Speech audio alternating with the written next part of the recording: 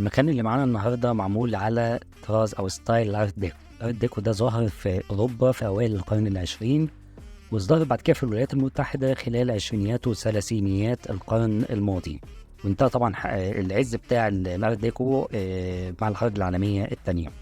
طيب ايه أنواع الأرت ديكو؟ عندنا في كذا نوع من الأرت ديكو. في الأرت ديكو الجيومتري، وده اللي بيتميز بأشكال هندسية بسيطة وألوان محايدة. في عندنا النوع التاني، وده اللي المكان بتاعنا مبني على اساسه الارت ديكو الاستوائي، وده بيتميز بالالوان الزاهيه والاشكال المستوحاه من الطبيعه، وده هنشوفه كمان شويه لما ندخل جوه المكان. وفي عندنا الارت ديكو الانسيابي، وده بيتميز بالخطوط المنحنيه والاشكال المستوحاه من السرعه والقوه.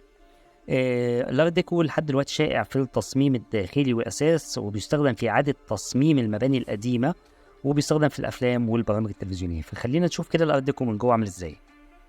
هنلاقي ان الارت ديكو بيتميز طبعا بالالوان الجريئه، وده ظاهر معانا في الديزاين اللي قدامنا ومدمجه هنا في التصميم ده تحديدا. والتصميم ده صعب على فكره مع الطراز الوحشي. الطراز الوحشي ان انا ابين الاستراكشر او العنصر الانشائي بتاع المنشا، واسيب المواد بتاعه البناء على وضعها.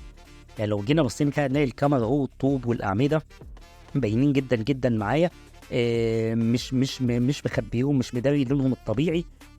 بيتميز طبعا ان احنا ممكن نستخدم معاه الالوان المحايده، فواضح ان هو سايب اللون الجري اهو زي ما هو. مستخدم طبعا الفنون والاوراق بتاعه الشجره زي ما شفناها. الفنون هو عاملها باشكال تجريديه في بعض الحاجات. هنشوف طبعا الحاجات اللي فيها فنون صريحه دي كمان شويه، هنرجع لها. طبعا هي بانت معانا في الشوط الاولاني، ولكن خلينا دلوقتي نتكلم على الترميز. وباين قوي من رمز باريس اللي هو حاطه، وهو عايز يقول ان احنا بنلعب على الارت ديكو او عاصمه الفنون يعني. بيديك الترميز الفني او الطابع الفني. عندنا طبعا الرسومات، هو حط حاجات تماثيل وحط حاجات تجريديه وكلام من ده كتير قوي، عاملها بشكل حلو قوي قوي قوي على الجدران او على الاستراكشر بتاعنا. الاوراق اللي موجوده دي على فكره مثلا زي ورق الجرايد المحطوط، لو كنا عملنا زوم قوي عليه كان هيبان ان هو موجود بطبع انجلش، ما هو مش جايب ورق حائط، لا هو جايب ورق جرايد فعلا حطه. ولكن الحاجات دي عندي شويه تحفظات عليها لانها بتحتاج معالجات، واللي انا لاحظته ان المعالجات دي مش موجوده قوي.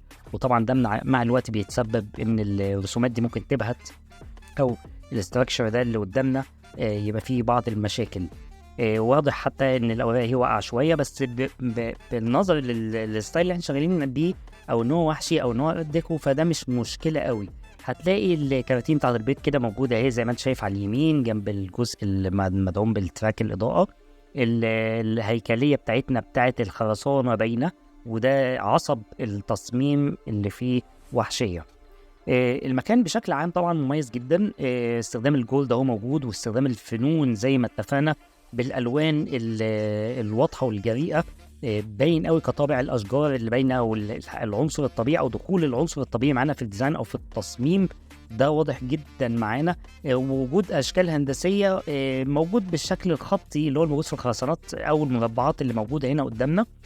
الدعم اللي هو عامله بالاضاءه كالوان بيدل شويه على القدم اللي هو بتاع الارت ديكو، او الوقت اللي كان ظاهر فيه الارت ديكو كانت الاضاءه بتبقى بالدرجه المصفره دي. عشان كده بقول التصميم ده متعوب عليه كتير. التصميم ده معمول بشكل محترم قوي.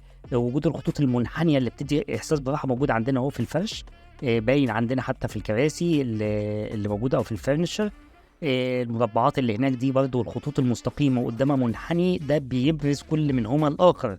فتلاقي ان خطوط الانحناء الموجوده في الكراسي ظاهره قوي بخلفيه القطاعات المستقيمه اللي موجوده ورا عندي هناك، وعليها حتى عامل عليها اضاءه او فوكس بالاضاءه، مركز عليها بالاضاءات بتاعت السبوتات جدا. الخامه الجولد او الماتيريال الجولد اللي بتدي هنا للمكان. الاكسسوارز المستخدمه، التابلوهات اللي مستخدمه كلها بتدل على روح الفنون. الفيل اللي موجود قدامنا ده نسبيا نقدر نقول ان هو مديني الحته بتاعت الاستوائيه، هو والاشجار اللي كانت موجوده. كل الحاجات دي بتدل على ان هو مركز قوي على ان هو يستخدم الارت ديكو النوع اللي بيبرز الفنون. طبعا الكراتين بتاع البيض اللي موجوده دي يعني هو حاططها كدعم لفكره الجرأه، يعني بيديك جراءه. الجزء ده اندستري او صناعي اللي هو بتاع الاضاءه اللي قدامنا ده، ولكن يعني بص هو مكرره كده على بسيط قوي كشوت من بعيد اهو، مبين لك الدنيا مش عامله ان هو شيء اساسي عندي في الديزاين. طيب هنرجع تاني هنبص كده هتلاقي في عندك الجزء بتاع التمثال اللي هو اللي لونه احمر ده، خلينا نعمل فوكس عليه وقربنا شويه. الجزء بتاع التمثال ده جرأة برضو جدا في استخدام اللون. وجود العنصر البشري ده بيدي احساس حياه في المكان شويه. الاضاءات المستخدمه، الكلام ده كله بيدل على ان احنا شغالين بنظام احترافي في الديكور، واستخدم فعلا الارت ديكو بشكل او بصوره صحيحه.